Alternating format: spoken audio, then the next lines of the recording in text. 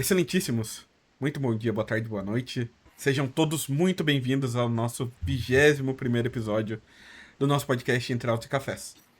Hoje iremos dar continuidade às teses que mais podem cair em direito do trabalho, como já vimos aí nos últimos 2 episódios.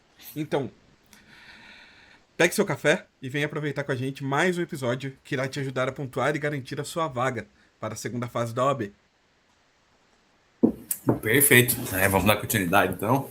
Excelentíssimos. Seja bem-vindo mais esse episódio do podcast.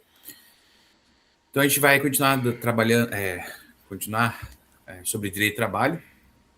E acho que a gente já viu nos outros episódios um pouco sobre relação, né, trabalho, contrato de trabalho, a relação de emprego. Vimos um pouco também sobre a terceirização, o controle de jornada e também sobre horas extras. São temas que caem muito na prova. A gente achou interessante trazer para vocês. E agora a gente vai dar continuidade, tentar trazer mais pontos para vocês, que vocês consigam agarrar aí pontos essenciais na sua prova. E então a gente vai começar então com rescisão, verbas rescisórias e FGTS. E também acho que a gente vai falar um pouco sobre estabilidade ainda nesse episódio. Se tudo correr bem, né? Se tudo correr bem e der dentro do tempo, então a gente vai falar um pouco sobre estabilidade. E acho que a gente vai ter mais um episódio ainda de trabalho, porque a gente quer tentar fechar alguns temas aqui que a gente acredita que é importante e que vai trazer pontos importantíssimos na sua prova. Perfeito. Então não esqueçam, peguem seu café, acompanhem aqui com a gente.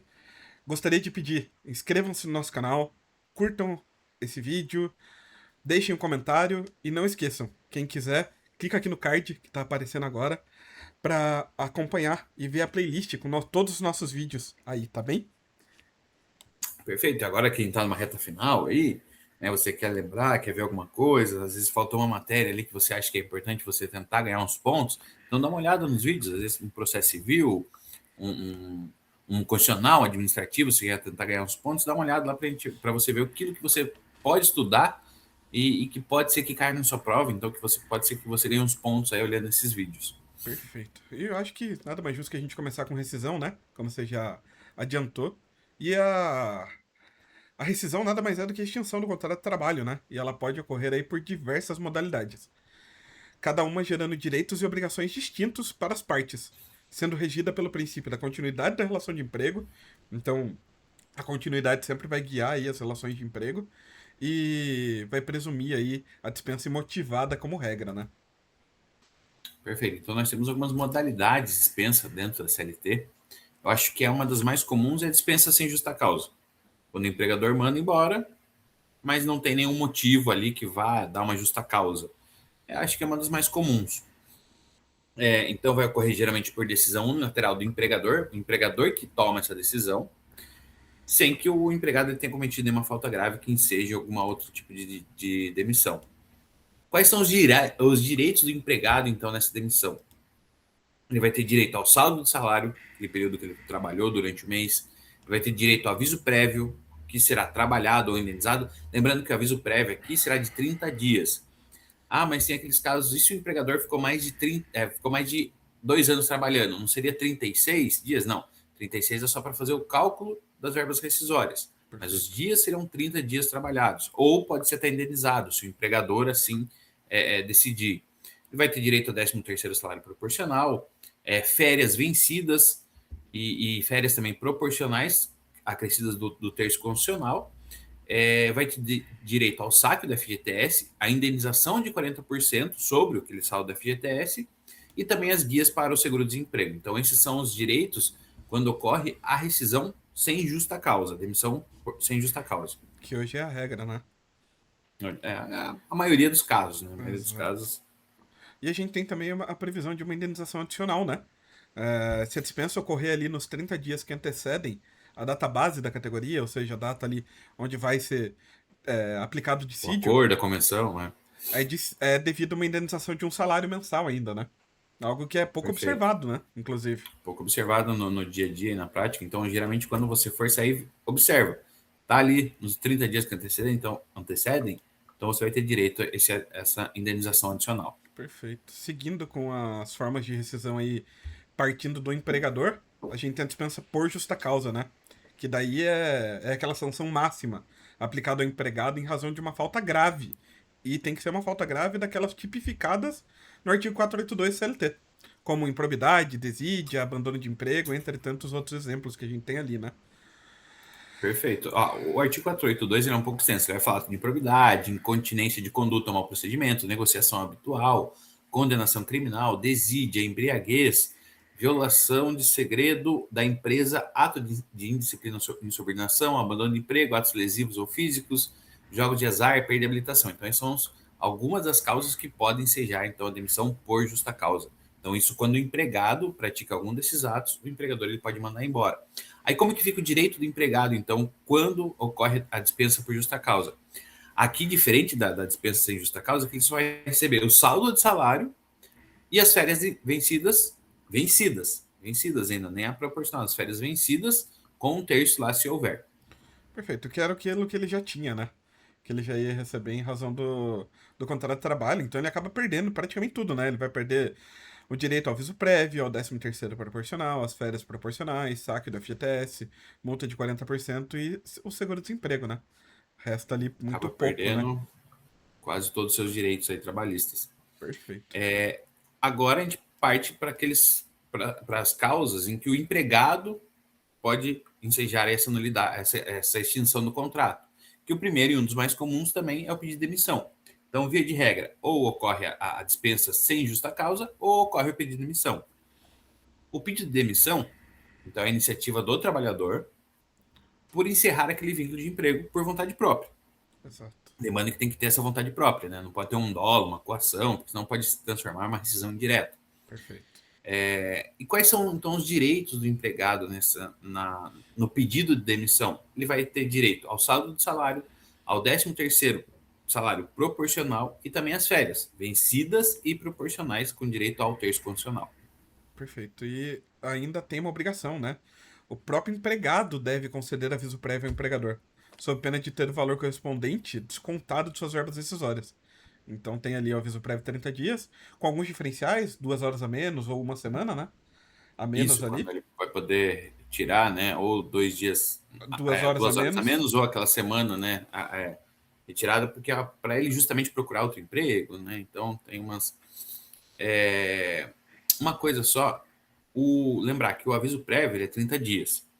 Lembrar que a lei ela estabelece que ela vai ser até 90 dias, ou seja, se o cara trabalhou lá 10 anos, ele vai ter um acréscimo de 3 dias a cada ano trabalhado.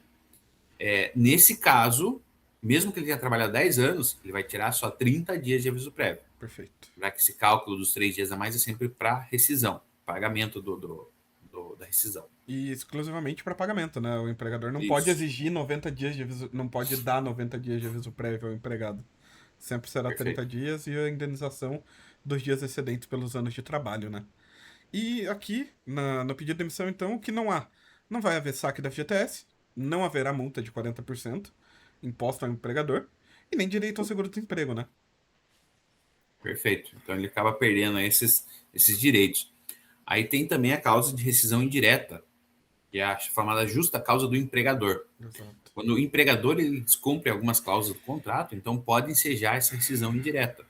Está no artigo 483 da CLT, e é justamente quando ocorrer um descumprimento de obrigações contratuais ou um tratamento com rigor excessivo no andamento do serviço. Exato. E aqui os direitos do empregado são os mesmos da dispensa sem justa causa. Porque aqui o Ou seja, empregador está todo, né? tá descumprindo, né? Inclusive aviso prévio indenizado ou trabalhado. Aqui indenizado, né? Porque querendo ou não, é uma rescisão indireta. E a indenização de 40% do FGTS. A multa do FGTS também é garantida. Saque de seguro-desemprego. Aqui é como se o empregado estivesse sendo mandado embora sem justa causa. Perfeito, isso mesmo. E também tem uma novidade que é o acordo entre as partes, ou chamado distrato. Antigamente a gente tinha muito isso, mas era muito o costume, né? Era muito costumeiro ali algumas empresas fazerem isso. Então agora a lei ela traz no corpo ali do texto da lei essa possibilidade então de acordo entre as partes. O que quer dizer isso? Quer dizer que se o empregador eles chegarem a um senso comum e falar, não quero mais trabalhar, eu não quero mais você aqui, vamos fazer esse acordo. Então o que o empregado ele vai ter direito a receber? Saldo de salário, férias, 13º integral, né, proporcional. Só que daí o aviso prévio ele pode ser indenizado e a multa da FGTS ele vai ser metade, ou seja, vai ser 20%. Então, Perfeito. nesse caso, quem tem essa diferença. Aí também ele não vai ter direito ao saque completo da FGTS. Ele vai permitir só até 80%, o resgate de até 80% do saldo da conta vinculada ali da FGTS. Perfeito. E além disso, também não autoriza o ingresso no programa de seguro-desemprego, né? Aqui eu acho que é uma das restrições mais firmes aí. Nesse acordo, a gente sabe que o acordo antigamente, aquele acordo ilegal, extra lei, extra CLT, é, o empregado era obrigado a devolver a multa do FGTS, os 40% ao empregador, Talvez 40%. e acabava Mas acabava e tendo acabava seguro-desemprego. tendo seguro-desemprego, e acabou que agora, além da multa, a multa imposta ao empregador foi reduzida à metade, e o empregado vai ter acesso a essa multa, mas também só pode sacar 80% do que está na conta do FGTS, né? Então, E não vai ter direito ao seguro-desemprego. exato. Então, teve foi trazido para a realidade legal, mas ainda assim com algumas nuances que tornam, a depender da situação, um pouco prejudicial, né? É, acabou, o Estado tentou se tirar um pouco esse peso que tinha sobre ele e passar para o empregado e para o empregador. Exato. E o que acontece quando tanto o empregado quanto o empregador eles praticam faltas graves simultaneamente? Aqui nós temos a hipótese da culpa recíproca. Também é uma hipótese de extinção do contrato, em que tanto o empregador quanto o empregado eles causam ali, praticam falta que são graves e que podem dar ensejo à extinção do contrato. Nesse caso, o empregado ele vai ter direito ao saldo do salário, férias vencidas, integrais, né? Já as demais verbas, o aviso prévio, 13º, o FGTS, eles serão pagas pela metade. Ou seja, vai receber 50%. Ou, né, no caso da multa da FGTS, 20%, né?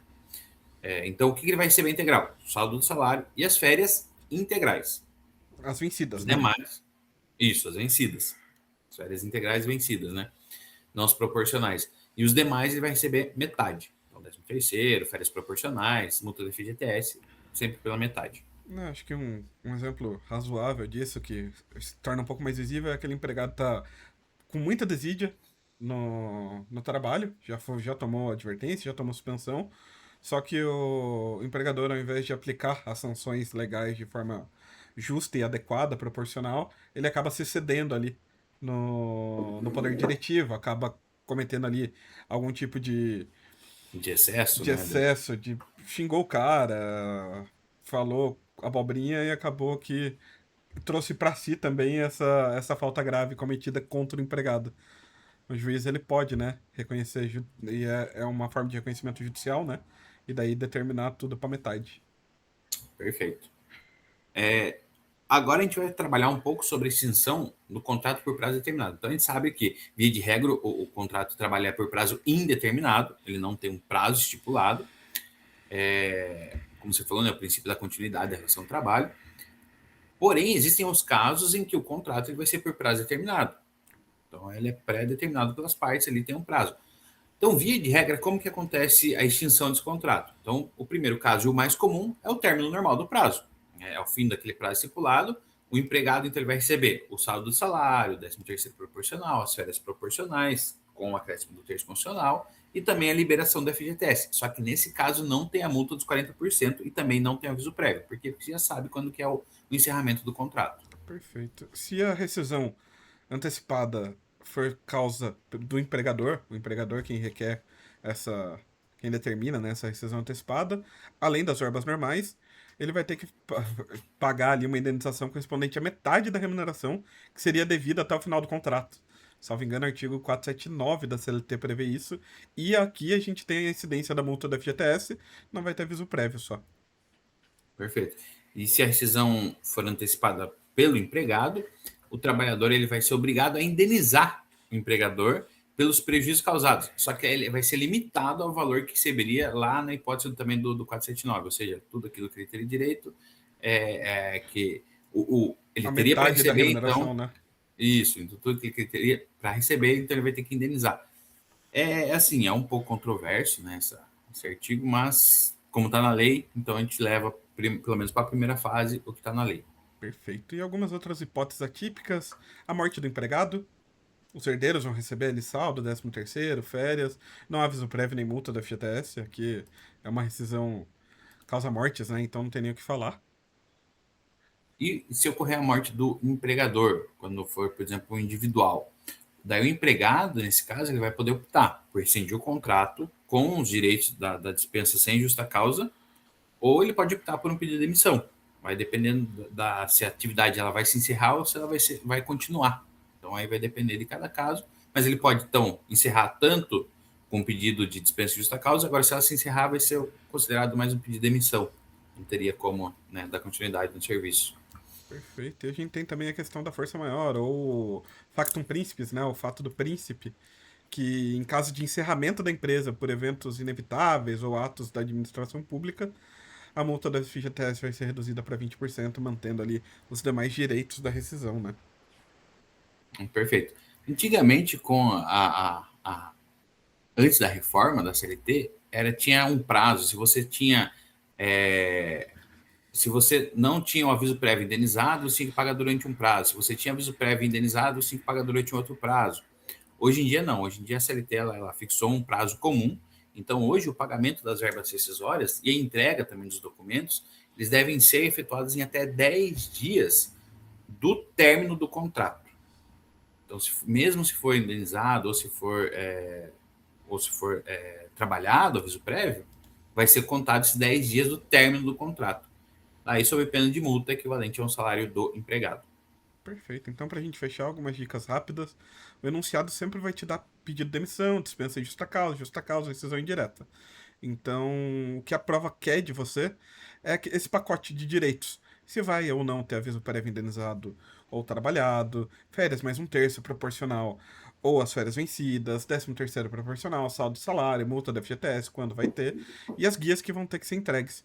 Então, como um macetezinho rápido de estudo, é montar uma tabela com 4 colunas. Sem justa causa, com justa causa, pedido de demissão, rescisão indireta, e marcar o que entra e o que não entra em cada caso aí. Perfeito.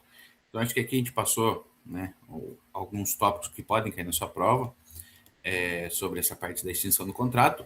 E a gente já falou um pouquinho sobre a FGTS, então a gente achou legal também trazer aqui para vocês um conceito um pouco maior e tentar trazer também um pouco mais de informação sobre a FGTS, que vira e mexe cai alguma pergunta. Então, o FGTS, ou Fundo de Garantia por Tempo de Serviço, ele é uma espécie de poupança forçada, suportada pelo empregador, em favor ali do trabalhador. Então, mensalmente, que ao invés, o governo achou uma saída, ao invés de eu pagar diretamente ao empregado, eu vou depositando uma conta, e se ele for mandado embora sem justa causa, ele vai ter um dinheiro ali para receber. Então, essa é mais ou menos como foi pensada a FGTS. Então, mensalmente, a empresa ela vai depositando um valor em uma conta vinculada do empregado, a importância correspondente a 8% daquilo que é pago ou devido ao empregado.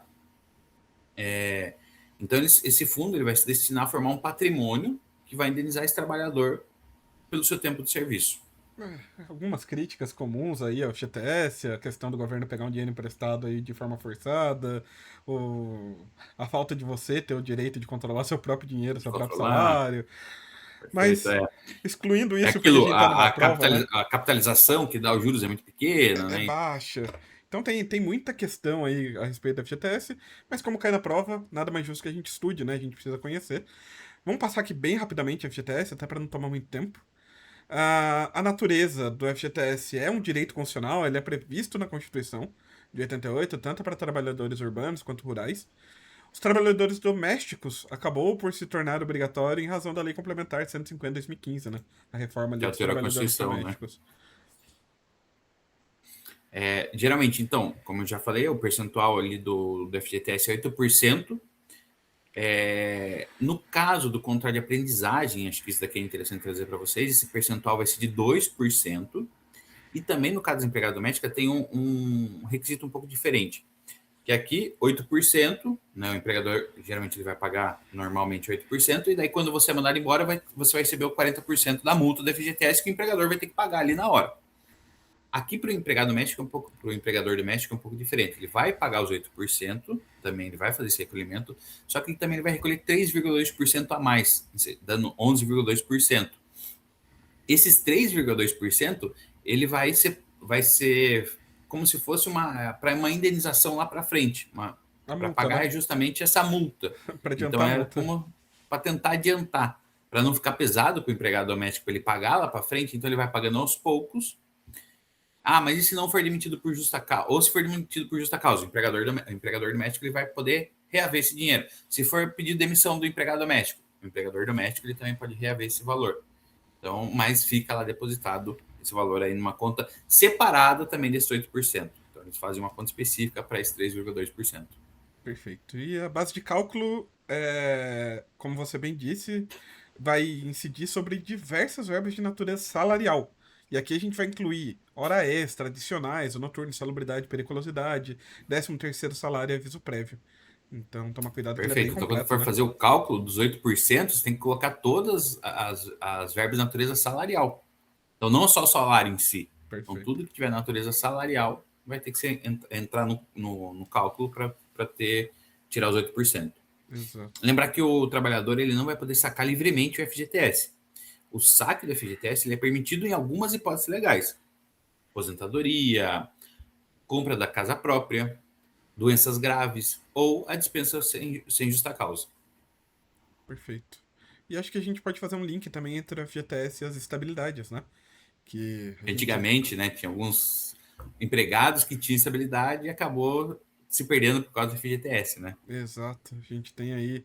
é, Teve, né, essa evolução aí no direito do trabalho justamente nesse ponto, e a gente tem, acho que, um primeiro ponto, o FGTS como substituto da estabilidade decenal.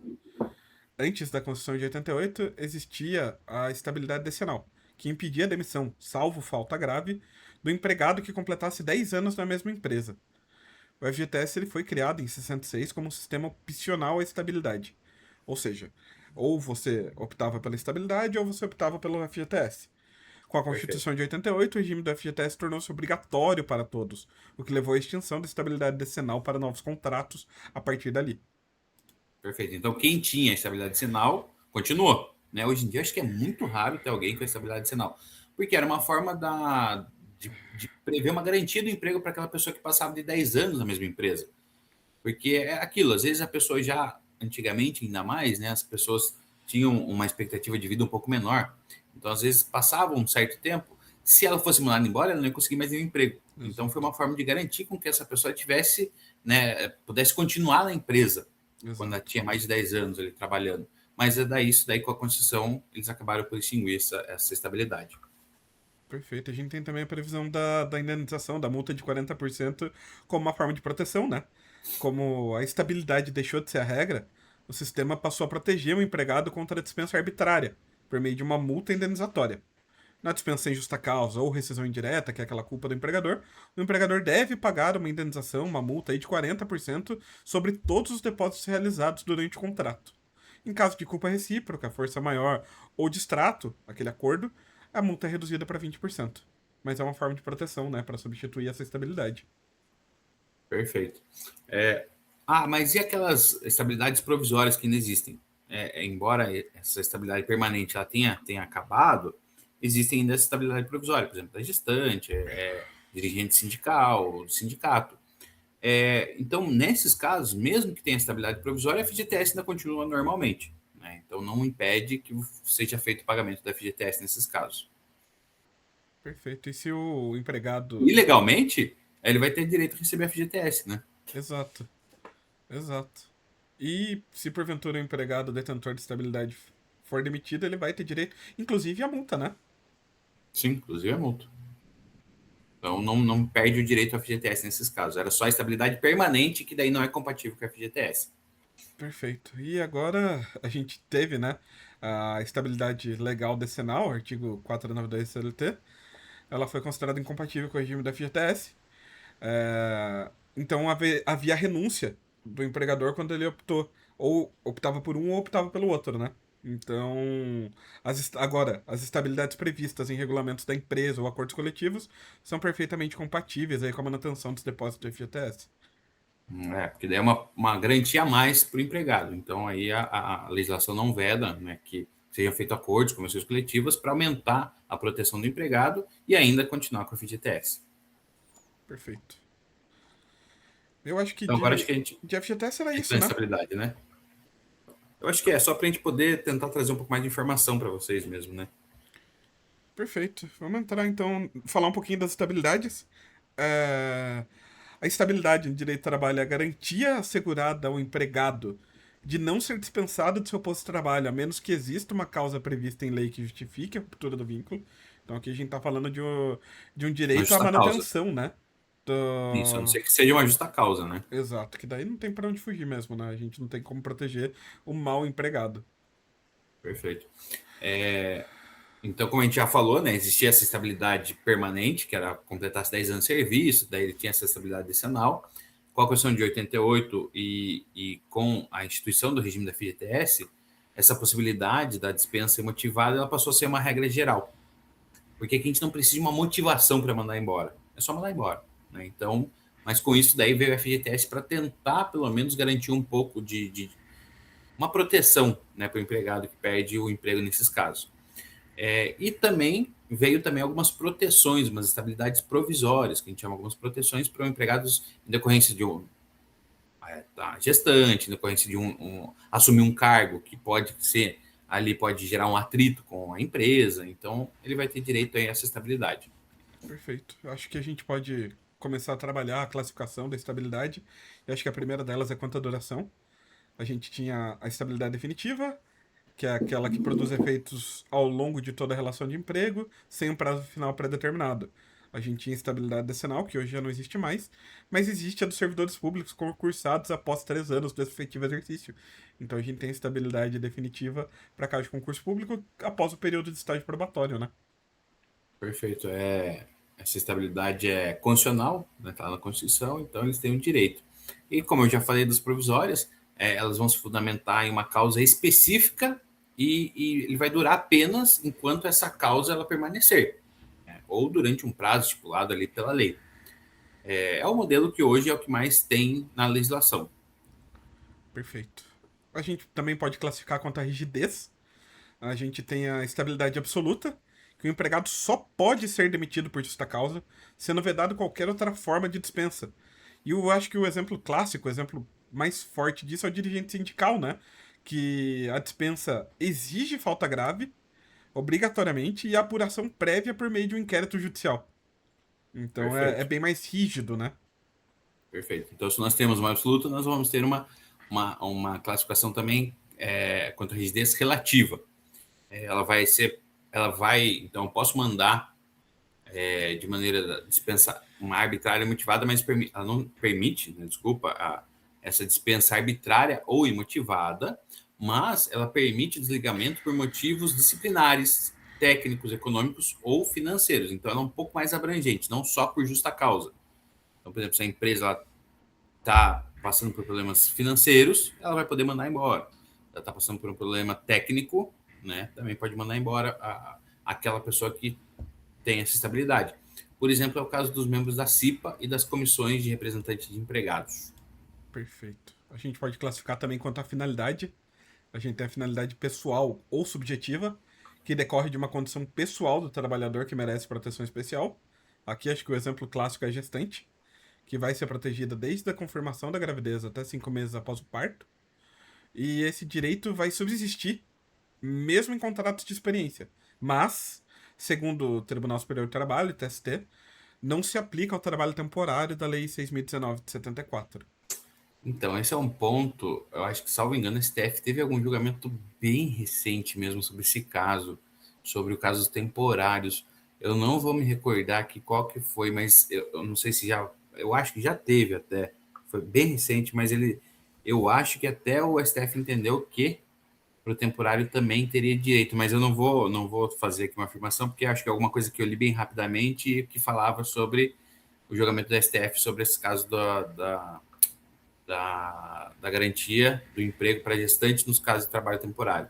Mas tem alguma coisa, então é legal para vocês darem uma olhada sobre isso. Perfeito. A gente tem ainda dentro do pessoal ou subjetivo o colaborador acidentado, que vai ter a garantia de 12 meses após a cessação ali do auxílio-doença acidentário, né? A Também é outro estabilidade caso, também de garantida, né? estabilidade.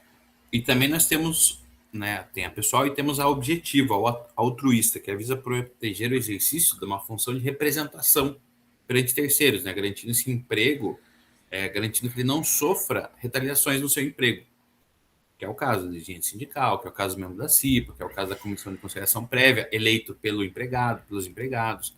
Então, todos eles vão ter essa garantia altruísta ao objetivo. Acho que cabe a gente aprofundar um pouquinho na estabilidade do setor público. Acho que é um ponto bastante previsível de cair, pode cair tanto em direito administrativo quanto aqui, dentro do direito do trabalho, então tomar cuidado com isso. Os servidores públicos civis da administração direta e autárquica vão possuir regras próprias, então tomar cuidado. A Constituição de 88 assegurou estabilidade definitiva àqueles que já estavam em exercício há pelo menos 5 anos da data de sua promulgação, mesmo sem concurso público. Então, a gente tinha ali os funcionários públicos CLT que foram convertidos a concursados desde que trabalhassem ali há pelo menos 5 anos na administração, né? Houve um tempo em que você trabalhar na administração não era tão vantajoso economicamente, né? Então, você podia entrar, mesmo sem concurso. Presídio tinha muito isso. Até TJ, eu ouvi alguns casos que antigamente o pessoal entrava sem concurso, né? Mas é Exato, lógico, né? Muito lá atrás, né? exato. Então, nesses casos, eles garantiram a estabilidade com a promulgação da Constituição de 88. Aqui no nosso município a gente tem um exemplo dos garis, né? Sim, A gente também. tinha a Conderge antes, aí vai ficar fácil de saber de onde somos. Mas a gente tinha a Conderge, que era uma empresa privada, contrato CLT, e quando veio a Constituição de 88, o nosso município era obrigado a ter um regime próprio, acabou convertendo todo mundo para o regime próprio, sem concurso e com estabilidade. A maioria Perfeito. entrou no cargo daí de lixeiro, né? Que Uhum, era o cargo que a perfeito. gente tinha previsto aqui no regime próprio aqui do município. Passaram a ter estabilidade, então, né? Exato. Lembrando que para os concursos atuais, né, a estabilidade ela vai estar após 3 anos de efetivo exercício. Então, lembrar também, isso daí é importante, efetivo exercício. Não é só 3 anos de atividade, não, é efetivo exercício, porque às vezes ele pode estar em uma outra, né, pode ter saído, então é efetivo exercício. Pedir afastamento, né? Sem remuneração. De afastamento, né, então nesse caso não tem efetivo exercício. O TST entende que essa estabilidade lá do artigo 41 da Constituição, ele abrange servidores seletistas também da administração direta e autárquica. Então, administração direta. Então, por exemplo, eu sou servidor público seletista da administração direta. Então, eu tenho essa estabilidade do artigo 41. Mas aqueles que trabalham em empresas públicas ou sociedade de economia mista, o TST entende que esses não têm essa estabilidade prevista na Constituição Federal. É lógico, eles vão ter uma estabilidade, né? Eles não podem ser mandados de maneira injustificada e motivada, eles vão ter que abrir um processinho, mas eles não, teoricamente, não teriam que passar por um processo administrativo disciplinar para ser mandado embora. Teria que ter pelo menos uma justificativa ali para poder, um processinho mais simplificado que comprove que, né, não está trabalhando ali da forma como deveria, que não está cumprindo as ordens, está cumprindo o regimento. Então, mas é uma questão aí que é um pouco complexa nesse caso da Justiça do Trabalho. Perfeito. Eu acho que nada mais justo da gente pensar qual vai ser a consequência, né? Qual a sanção em razão de uma dispensa legal aí de um funcionário ou de um colaborador, de um funcionário público que tem aí o direito à estabilidade. Caso esse empregado, esse colaborador estável, seja dispensado sem justa causa, ele tem o direito de pleitear sua reintegração ao emprego. Então, ele pode pedir para voltar, né? Ele pede para voltar.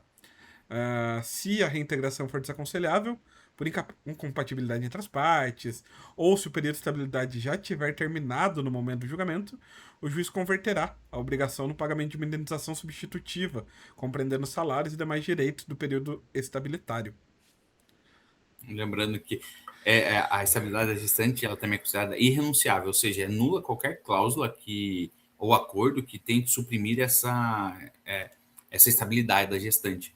Esse é um caso interessante porque a gestante geralmente pode acontecer isso. Às vezes ela é mandada embora ali no começo da gravidez, ela nem sabe que está grávida, Exato. e é mandada embora, e depois ela pode entrar com uma ação, prevendo então a reintegração, dependendo do caso. Agora, se for inviável, ela vai pedir essa indenização substitutiva. Houve alguns julgados que tiveram que, às vezes, a empregada doméstica demorava para passar o prazo da estabilidade, ou seja, entrava com a ação depois do prazo, ainda dentro de 2 anos, né, permitido pela lei, mas já tinha passado o prazo da estabilidade. Aí ficava nessa celeuma.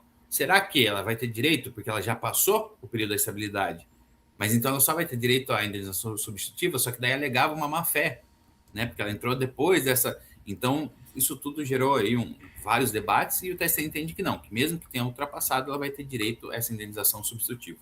E eu acho que nada melhor do que a gente falar um pouquinho da estabilidade gestante, né? Que acho que ela vai ter previsões que vão se aplicar a todas as estabilidades, mas ela é muito especial, né? E é muito cobrada, né? Gestante é um tema objetivo. Gravidez, dispensa, garantia é um tema recorrente aí nas provas da FGV, né? Perfeito. A estabilidade gestante é uma garantia constitucional que veda essa dispensa arbitrária, ou sem justa causa, da empregada, abrangendo aquele período que vai da confirmação da gravidez até 5 meses após o parto. Aqui a gente fala da confirmação da gravidez, mas independe, ela não precisa comprovar para o empregador, né? É a confirmação dela, quando ela confirma que ela está grávida ali, alguns falam que é concepção, então também é um pouco subjetivo essa questão da confirmação da gravidez. Então a gente tem realmente um dos requisitos, o STF já julgou no tema 497, se não me engano, que o único requisito biológico para incidência de estabilidade é que a gravidez seja anterior à dispensa. Então, basta estar grávida e também é irrelevante o conhecimento, né? O desconhecimento do estado gravídico ali da gestação, seja pela empregada ou pelo empregador no momento da rescisão, não afasta o direito à estabilidade ou à indenização decorrente. Perfeito. E como eu já falei lá em cima, lá, essa estabilidade é irrenunciável. Você não pode ter nenhuma cláusula, nenhum acordo entre as partes, nenhuma convenção, nem acordo coletivo que vá tirar essa estabilidade da gestante. Perfeito. Acho que a gente pode também verificar a aplicação em algumas diferentes modalidades ali de contrato. No contrato por prazo determinado e experiência, o TST já consolidou o entendimento, súmula 244.3, de que a gestante tem direito à estabilidade, mesmo em admissões mediante contrato por tempo determinado ou de experiência. Perfeito. Então ele vai ter o direito à estabilidade. Aí o trabalho temporário, que é pela Lei 6.034, que o TST ele fixou essa tese, que a estabilidade não se aplica ao regime de trabalho temporário, devido a essa natureza excepcional.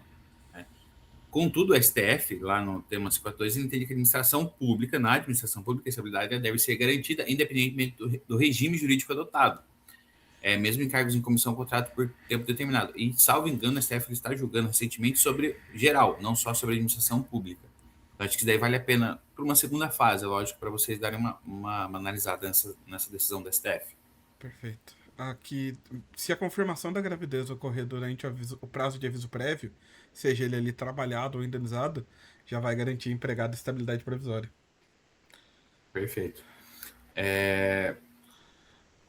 Lembrar que as domésticas e as aprendizes e também, elas vão ter também o direito à estabilidade garantida aí da estabilidade gestante. Perfeito.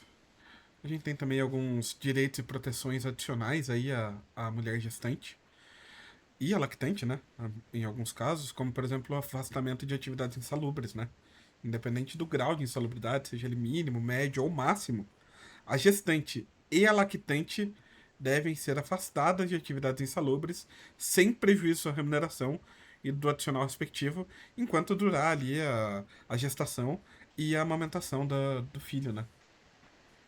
E lembrar também que é garantido a dispensa do horário de trabalho, sem prejuízo do salário, da remuneração, para a realização de no mínimo 6 consultas médicas e demais exames complementares. Então, isso aqui é importante.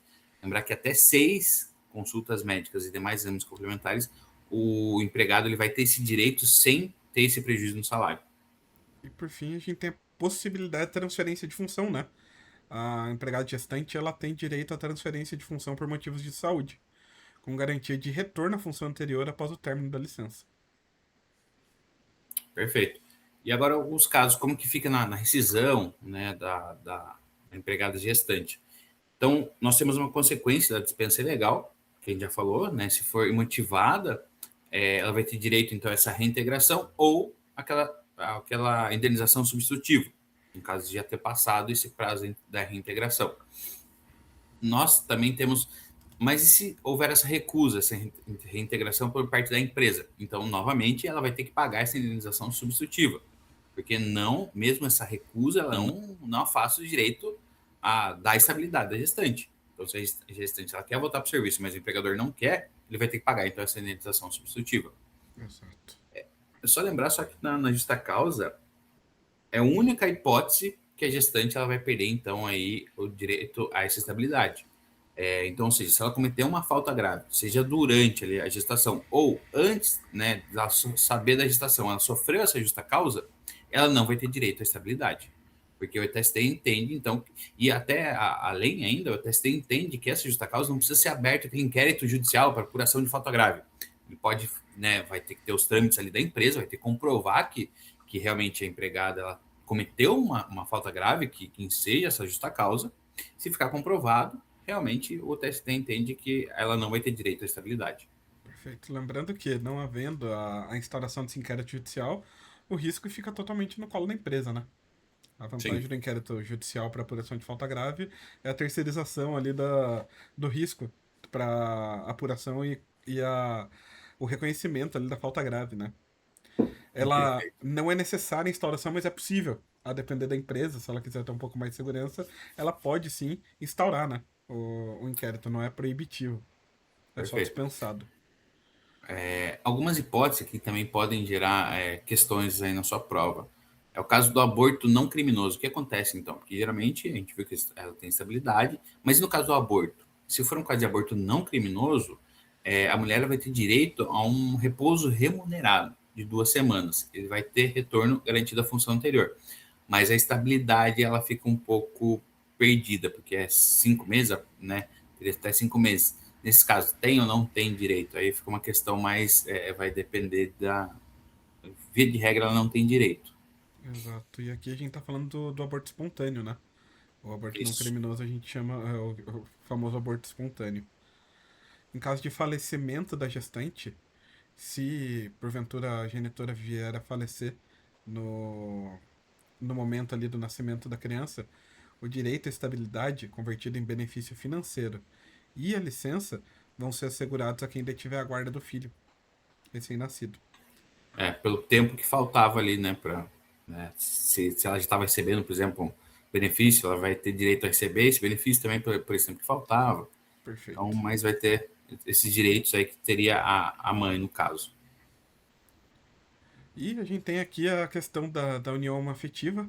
A mãe trabalhadora não gestante em união homoafetiva tem direito ao gozo da licença maternidade. Se a companheira já tiver usufruído do benefício, a outra fará jus ao período equivalente ao da licença paternidade. Então, Então, uma é licença maternidade e a outra é licença paternidade. Então, não dá para ser as duas com licença maternidade, né, no caso. e acho que aproveitando que a gente teve esse gancho aí da licença paternidade, a gente tem uma atualização legislativa bastante recente, né? Sim, essa é fresca. Essa é fresquíssima. Foi agora em março de 2026, está aguardando sanção presidencial, foi aprovada ali no Congresso, mas está aguardando sanção presidencial.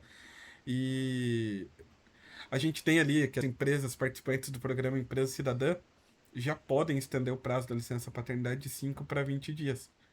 Só que tivemos agora uma nova legislação que vai prever a ampliação gradual para até 20 dias a partir de 2029 para as demais empresas, né? Perfeito. Então, atualmente, a licença paternidade é 5 dias. Se a empresa for participante do Empresa Cidadã, que na caso da licença maternidade de 120 dias vai para 180, aqui de 5 vai para 20 dias. Agora o Congresso ele entendeu que essa licença paternidade ele vai ser de 20 dias, mas já começa? Não. Começa com 5 dias até 2027. Ele vai ser 10 dias, 2028, 15 dias, e daí a partir de 2029, 20 dias de licença paternidade. E acho que é uma mudança justa, né? A gente vê aí muitas mães que pariram em, valendo-se de cesárea, né? Que acaba ficando ali 15 dias com debilidade e precisa efetivamente do auxílio de alguém pro manejo, pro cuidado da criança. Acho O justo, né? apoio, né? Você Sim, ter sim. efetivamente o pai da criança disponível, não precisar ali da rede extensa, né? O pai poder efetivamente estar ali presente e apoiando nesse momento de fragilidade. Perfeito. Então, acho que por hoje, o episódio de hoje era isso, né? Que a gente tinha programado. Passamos 4 minutinhos, mas está dentro do esperado. Já virou praxe. Esse episódio de 40 já tá virando 50 e a gente às vezes termina mais cedo. Então, a gente ainda vai dar continuidade no Direito do Trabalho no próximo episódio. A gente vai falar sobre os adicionais e também alguns temas de dano moral, né? Dentro da Justiça do Trabalho, como que funciona, e também um pouco sobre o trabalho, O teletrabalho, né? teletrabalho, isso. E que acho que são temas, e assim a gente consegue fechar alguns temas que a gente acha que é importante para a prova de vocês e que vai conseguir trazer alguns pontos aí, pelo menos, se você não quiser estudar a fundo o direito do trabalho, mas pelo menos dar uma olhada nesses temas, acho que você consegue garantir ali alguns pontinhos dentro da prova. Perfeito. Acredito que tenha sido de grande valia o episódio de hoje. A gente trouxe temas bastante atuais, inclusive um extremamente atual, que foi agora do mês de março desse Bem ano. recente. Bem recente, nem sancionado foi, não foi publicado, mas tá ali, na boca do gol. E acho que esse vai ser chutado para dentro. Pouco provável que o governo não vá, que o presidente não vá sancionar e não há de publicação nos próximos dias aí.